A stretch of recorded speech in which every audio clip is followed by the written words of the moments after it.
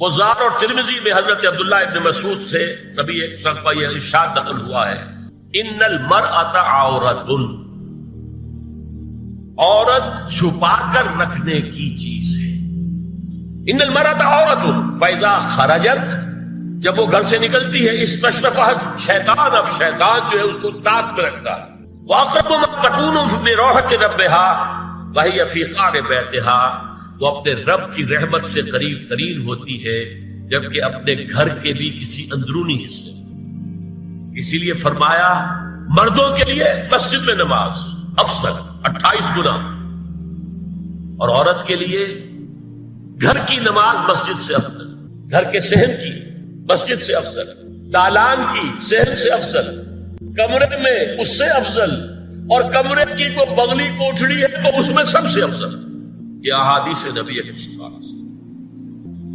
عبداللہ ابن احمد ابن حنبل نے زوائد الزہد میں اور ابن ابی شیبہ نے، ابن سعد نے اپنی کتابوں میں مسروق کی روایت نقل کی ہے کہ حضرت عائشہ جب تلاوت قرآن کرتے ہوئے اس آیت پر پہنچتی تھی وَقَرْنَ فِي بُيُوتِكُنَّ، تو بے اختیار رو پڑتی تھی۔ قرآن کہتا ہے اپنے گھروں میں رہو۔ حضرت عائشہ نے شہادت عثمان کے بعد باہر نکل کر لشکر کی قیادت، پھر ساری عمر افسوس تھا کہ میں نے غلط کیا۔ حافظ ابو بکر بزار حضرت انس سے روایت کرتے ہیں کہ عورتوں نے حضور سے عرض کیا کہ ساری فضیلت تو مرد لوٹ کے لے گئے، وہ جہاد کرتے ہیں، خدا کی راہ میں بڑے بڑے کام کرتے ہیں، ہم کیا عمل کریں کہ ہمیں بھی مجاہدین کے برابر اجر مل سکے؟ جواب میں آپ نے فرمایا من قعدت منکن فی بیتھا فإنها تدرک عمل المجاہدین، تم میں سے جو شخص اپنے گھر میں بیٹھی رہے گی وہ مجاہدین کا اجر حاصل کرے۔ یہ ایک ہوا کا رخ ہے، بتایا جا رہا ہے، یہ نظام ہے جس کو اس شکل میں دیا جا رہا ہے۔ اب آئیے سورہ نور کی طرف۔ یا ایھا الذین آمنوا لا تدخلوا بیوتا غیر بیوتکم حتی تستأنسوا وتسلموا علی اہلها ذالکم خیر لکم لعلکم تذکرون۔ اہل ایمان مت ہرگز مت داخل ہو اپنے گھروں کے علاوہ کسی اور گھر میں جب تک کہ تم ان کے ساتھ مانوس نہ ہو جاؤ، اذن نہ لے لو، ان پر سلام نہ کرو، یہی تمہارے لیے خیر ہے۔ اس کے بعد تفصیل آئی ہے، اس میں میں اس وقت نہیں جا رہا۔ اور جو لوگ اس پر عمل نہیں کرتے ان کے بارے میں قرآن مجید کیا کچھ، حضور کیا کچھ فرما رہے ہیں، یاد سن لیجیے، بہت سخت احکام۔ عن ابی ہریرہ رضی اللہ عنہ ان رسول اللہ صلی اللہ علیہ وسلم قال لو ان امرأ اطلع عليك بغیر اذن فخذفته بحصاة ففقعت عینه ما كان عليك من جناح، متفق علیہ، بخاری اور مسلم دونوں کی۔ اگر کوئی شخص تمہارے گھر میں بغیر اجازت کے داخل ہو جائے اور تم اس کی سزا کے طور پر اس پر کنکریاں پھینکو اور اس کی آنکھ پھوٹ جائے کنکری سے، تو تم پر کوئی گناہ نہیں۔ بغیر اجازت کے گھر میں آ گیا ہے، بغیر اذن کے، بغیر استئذان کے کنکریاں مارو اور کنکری سے آنکھ پھوٹ جائے، فما کان علیک من جناح، کوئی حرج نہیں۔ اب آ رہی ہے اصل آیت، قل للمؤمنین یغضوا من ابصارہم ویحفظوا فروجہم ذالک ازکی لہم ان اللہ خبیر ما یصنعون وقل للمؤمنات یغضضن من ابصارہن ویحفظن فروجہن ولا یبدین زینتہن الا ما ظہر منها وَلْيَضْرِبْنَ بِخُمُرِهِنَّ عَلَى جُيُوبِهِنَّ وَلَا يُبْدِينَ زِينَتَهُنَّ إِلَّا لِبُعُولَتِهِنَّ أَوْ آبَائِهِنَّ أَوْ آبَاءِ بُعُولَتِهِنَّ أَوْ أَبْنَائِهِنَّ أَوْ أَبْنَاءِ بُعُولَتِهِنَّ أَوْ إِخْوَانِهِنَّ أَوْ بَنِي إِخْوَانِهِنَّ أَوْ بَنِي أَخَوَاتِهِنَّ أَوْ نِسَائِهِنَّ أَوْ مَا مَلَكَتْ أَيْمَانُهُنَّ أَوِ التَّابِعِينَ غَيْرِ أُولِي الْإِرْبَةِ مِنَ الرِّجَالِ أَوِ الطَّفْلِ الَّذِينَ لَا يَظْهَرُوا عَلَى عَوْرَاتِ النِّسَاءِ وَلَا يَضْرِبْنَ بِأَرْجُلِهِنَّ لِيُعْلَمَ مَا يُخْفِينَ من زینتہن وتوبوا الی اللہ جميعا ایھا المؤمنون لعلکم تفلحون۔ یہ لمبی آیت ہے۔ اہل ایمان، اے نبی کہہ دیجئے اہل ایمان مردوں سے اپنی نگاہیں نیچی رکھا کریں اور اپنی شرمگاہوں کی حفاظت کریں، یہی ان کے لیے زیادہ پاکیزہ عمل ہے۔ ان اللہ خبیر بما یصنعون، اور جو کچھ وہ کر رہے ہیں اللہ اس سے واقف ہے۔ وَقُلْ لِلْمُؤْمِنَاتِ يَغْضُضْنَ مِنْ أَبْصَارِهِنَّ، اور مومن عورتوں سے بھی کہہ دیجئے کہ وہ اپنی نگاہیں جو ہیں نیچی رکھا کریں، وَيَحْفَظْنَ فُرُوجَهُنَّ، اپنی شرمگاہوں کی حفاظت کریں، وَلَا يُبْدِينَ زِينَتَهُنَّ إِلَّا مَا ظَهَرَ مِنْهَا، اور اپنی زینت کو ظاہر نہ کیا کریں سوائے اس کے کہ جو بالکل ظاہر ہو جائے۔ قُلْ لِلْمُؤْمِنِينَ يَغُضُّوا مِنْ أَبْصَارِهِمْ وَيَحْفَظُوا فُرُوجَهُمْ ذَلِكَ أَزْكَىٰ لَهُمْ إِنَّ اللَّهَ خَبِيرٌ بِمَا يَصْنَعُونَ۔ نوٹ کر لیجئے کہ یہ کہاں ہو رہا ہے؟ گھر میں داخلے کے بعد، گھر میں داخلہ اجازت سے، اور داخلہ ہوگا صرف محرموں کا، گھر کے اندر جو ہے وہ نامحرم تو نہیں آئے گا، یہ میں آگے بیان کر رہا ہوں۔ وَقُلْ لِلْمُؤْمِنَاتِ يَغْضُضْنَ مِنْ أَبْصَارِهِنَّ وَيَحْفَظْنَ مِنْ فُرُوجِهِنَّ، اور کہہ دیجئے مومن عورتوں سے بھی کہ وہ بھی اپنی نگاہیں جھکا کر رکھیں اور اپنی شرمگاہوں کی حفاظت کریں۔ وَلَا يُبْدِينَ زِينَتَهُنَّ إِلَّا مَا ظَهَرَ مِنْهَا۔ محرموں سے پردہ کیا ہے؟ محرموں سے اس کا نام ستر ہے، عورت کا پورا جسم ستر ہے سوائے چہرے کی ٹکیا اور یہ ہاتھ اور یہ پاؤں، بس۔ کیا مطلب ہے؟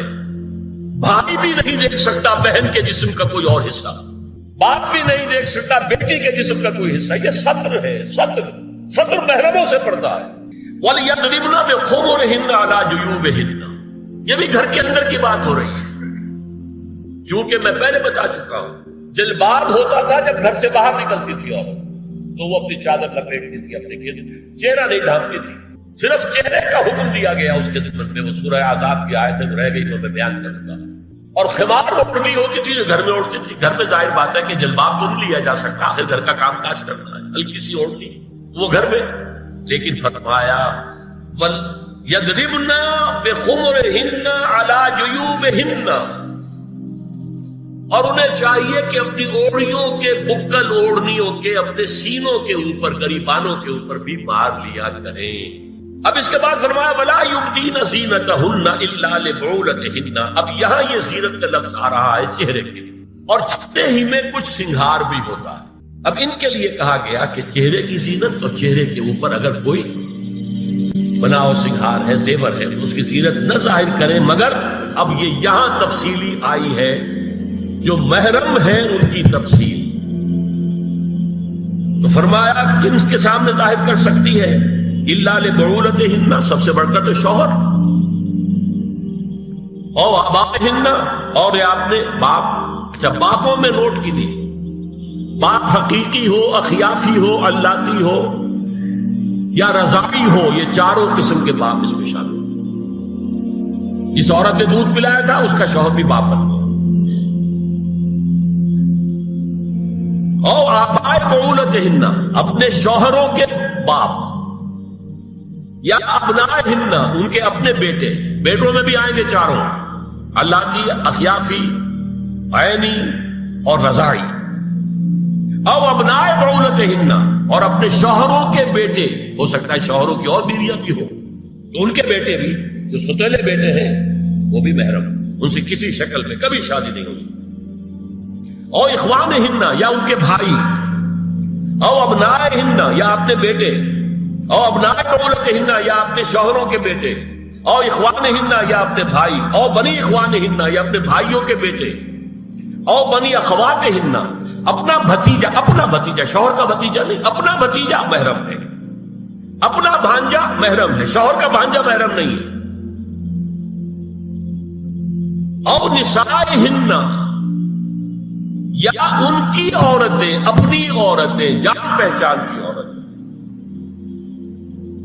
او ما ملکت ایمانہن، یا جو ان کے داہنے ہاتھوں کی ملکیت، باندیاں، غلام۔ اس میں عرض کر چکا ہوں کہ اس میں کافی اختلافات ہیں، یہ بھی ہے کہ اس سے مراد صرف باندیاں ہیں، غلام مرد ہیں، یہ بھی ہے کہ مرد بھی ہے، اور یہ بھی ہے کہ مرد جب تک کہ وہ باندی ہو، لیکن میں اس بحث میں یہاں نہیں جانا چاہتا، یہ پھر فقہ کی بحث ہو جائے گی۔ اب التابعین غیر اولی الارباح، کچھ ایسے لوگ بھی ہوتے ہیں، کوئی کسی کے گھر میں تو اندھا آدمی رہ رہا ہے، یا کوئی اور کسی وجہ سے کوئی مریض ہے، اسے آپ نے بنا دے رکھی ہے، انہیں عورتوں سے کوئی سروکار نہیں ہوتا۔ اب الطفل الذین لم یظہروا علی عورات النساء، یا وہ بچے کہ جن پر ابھی عورتوں کے پوشیدہ حالات واضح ہی نہیں ہے، پتہ ہی نہیں ہے، ابھی انہیں جنس کا کوئی احساس ہی نہیں۔ یہ ہے فہرست جو دی گئی ہے کہ جن کے سامنے عورت کھلے چہرے کے ساتھ اور اپنی جو اضافی زینت بھی ہو، کوئی زیور وغیرہ یا کوئی بھی سرما وغیرہ ڈالا ہوا ہے یا کوئی سرخی کو لگائی ہے معمولی سی، اس کے ساتھ آ سکتی ہے۔ اور یہ وہ رشتے ہیں کہ جن سے کسی حالت میں بھی نکاح نہیں کی۔ آگے سنیے، وَلَا يَضْرِبْنَ بِأَرْجُلِهِنَّ لِيُعْلَمَ مَا يُخْفِينَ مِنْ زِينَتِهِنَّ، اور چلتے ہوئے اپنے پاؤں زور سے نہ ماریں کہ ان کی زینت ظاہر ہو جائے۔ اگر کوئی پازیب پہنی ہوئی ہے، کوئی ججنو وغیرہ ہے، تو اب اگر پاؤں مار کر چلے گی تو خواہ ذہن جائے گا بیٹھے ہوئے کا کہ تو ہاتھ ہو جا رہی ہے۔ یہاں تک اس کے علاوہ یہ بھی ہے، تعطر کے بارے میں فرمایا ہے کہ اگر عطر لگا کر کوئی عورت گھر سے نکلی ہے، اذا استعارت المرأة فمرت على القوم ليجدوا ريحها فهي كذا وكذا قال قولا شديدا۔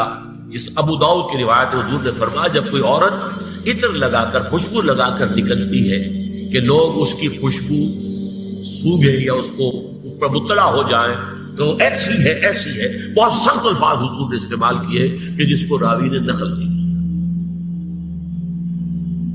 عورت کے لیے خوشبو، عورت کی آواز کا پردہ ہے۔ اب دیکھیے کس حد تک نماز میں اس وقت عورتیں بھی شریک ہوتی تھی، اگرچہ حضور نے فرمایا مردوں کی صف بہترین سب سے آگے والی ہے اور سب سے بری صف سب سے پیچھے ہے، کیونکہ اس کے پیچھے پھر عورتوں کی صف ہوتی تھی، اور عورتوں کے لیے سب سے اچھی صف سب سے پچھلی والی ہے اور سب سے بری سب سے آگے والی ہے۔ سب سے آگے والوں کے سامنے پھر مرد ہوتے تھے، ان کی پشت ہوتی۔ تو اسی طریقے سے اگر غلطی کی ہے تو مرد جو ہے کہے گا سبحان اللہ، امام سے غلطی ہو گئی ہے، مرد کیا کہے گا؟ سبحان اللہ۔ عورت کیا کرے گی؟ اپنے ایک ہاتھ کے پشت پر اپنا ہاتھ مارے گی، اپنی آواز نہیں نکالنی۔ آواز کا پردہ، چھونے کا پردہ یہاں تک ہے کہ حضور نے کبھی کسی عورت سے ہاتھ نہیں ملایا، اور آپ جب بیعت بھی لیتے تھے تو بس زبانی الفاظ کہلوائے اور کہا ٹھیک ہے بیعت ہو گئی، یا ایک کپڑا پکڑا، اس کا ایک سرا اپنے ہاتھ میں دوسرا سرا خاتون کے ہاتھ، یا ایک تشت کے اندر پانی بھرا، اس میں ایک طرف اس نے انگلیاں ڈال لی اور ایک طرف انگلی۔ لیکن مسافر لا اسافر النساء، ایک دفعہ ہوا بھی کہ بعض خواتین نے جب بیعت کی ہے تو پھر انہوں نے ہاتھ آگے بڑھایا مسافر کے لیے۔ حضور نے فرمایا انی لا اسافر النساء، میں عورتوں سے مسافرہ نہیں کرتا۔ یا ایھا النبی قل لازواجک وبناتک ونساء المؤمنین یدنین علیہن من جلابیبہن ذالک ادنی ان یعرفن فلا یؤذین وکان اللہ غفورا رحیما۔ اے نبی صلی اللہ علیہ وسلم کہہ دیجئے اپنی بیٹیوں سے اور اپنی بیویوں سے اور مسلمانوں کی خواتین سے۔ اب دیکھیے یہ سورہ احزاب ہی میں ہو رہا ہے، شروع میں یا نساء نبی سے بات کری، استیزان بھی صرف نبی کے گھر میں داخل نہ ہو اذن کے بغیر۔ آگے چل کر سورہ احزاب ہی میں عام بھی کر دیا، قل لازواجک وبناتک ونساء المؤمنین، کہہ دیجئے اپنی بیویوں سے، اپنی بیٹیوں سے اور اہل ایمان کی خواتین سے، یدنین علیہن من جلابیبہن، کہ وہ اپنے چہروں کے اوپر اپنی جلباب کو لٹکا لیا کریں، چہرہ چھپ جائے۔ اب اس کی تفسیر میں چاہتا ہوں کہ آپ کو جو مختلف مفسرین نے کی ہے وہ آپ کے سامنے میں رکھوں۔ حضرت عبداللہ ابن عباس نے اس آیت کی جو وضاحت فرمائی ہے اسے حافظ ابن کثیر نے اپنی تفسیر میں اس طرح نقل کیا ہے، اللہ نے مسلمان عورتوں کو حکم دیا ہے کہ جب وہ کسی کام کے لیے گھروں سے نکلے تو اپنی چادروں کے پلو اوپر سے ڈال کر اپنا منہ چھپا لے اور صرف ایک آنکھ کھلی رکھے، دونوں آنکھیں بھی غلط ہیں۔ اور سن لیجیے، ابن جریر اور ابن منذر کی روایت ہے کہ محمد بن سیرین یہ تابعی ہیں نے حضرت عبیدہ السلمانی یہ صحابی ہیں سے اس آیت کا مطلب پوچھا۔ انہوں نے جواب میں کچھ کہنے کی بجائے اپنی چادر کو اس طرح اوڑھا کہ پورا سر اور پیشانی اور پورا منہ ڈھانک کر صرف ایک آنکھ کھولی رکھی۔ اور سنیے، ابو بکر بن عبداللہ ابن عربی نے یدنین علیہن من جلابیبہن کا مفہوم ان الفاظ میں بیان کیا ہے، تغطى به وجهها حتى لا يظهر منها الا عينها اليسرى، کہ عورت اپنی چادر کو پورے وجود پر ڈھانپ لے اور اس طرح چہرے کو بھی ڈھانپے کہ صرف بائیں آنکھ کھلی رہے۔